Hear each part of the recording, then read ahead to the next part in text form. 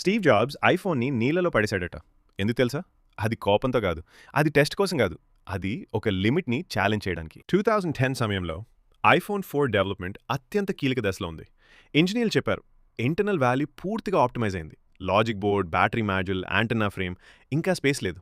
అది ఒక technical statement. కానీ స్టీవ్ జాబ్స్ దాన్ని ఒక లిమిట్‌గా చూడలేదు. ఆయన ఒక ప్రోటోటైప్ తీసుకుని నీళ్లలో వదిలాడని చెప్తారు. కొన్ని ఎయిర్ బబుల్స్ పైకొచ్చాయి. అతని టీం వైపు చూసి అన్నాడట, if there is air, there is space. If there is space, there is room for innovation. ఈ సంఘటన అధికారికంగా డాక్యుమెంటెడ్ కాలేదు. కానీ ఇందులో ఉన్న మైండ్ సెట్ మాత్రం అసలైన సత్యం. స్టీవ్ జాబ్స్ నమ్మిన విషయం ఒక్కటే, కన్స్ట్రెయింట్స్ అనేవి చాలాసార్లు అసంప్షన్స్ మాత్రమే. ఇంజనీరింగ్లో మినియేచరైజేషన్ అంటే చిన్నదిగా చేయడం కాదు, ప్రతి మిల్లీమీటర్లో మ్యాక్సిమం వాల్యూ తీసుకురావడం.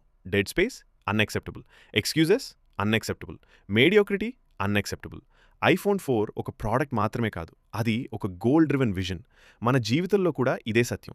ఎవరైనా సాధ్యం కాదంటే అది ఫైనల్ ఆన్సర్ కాదు, అది ఒక రీడిజైన్ ఆహ్వానం.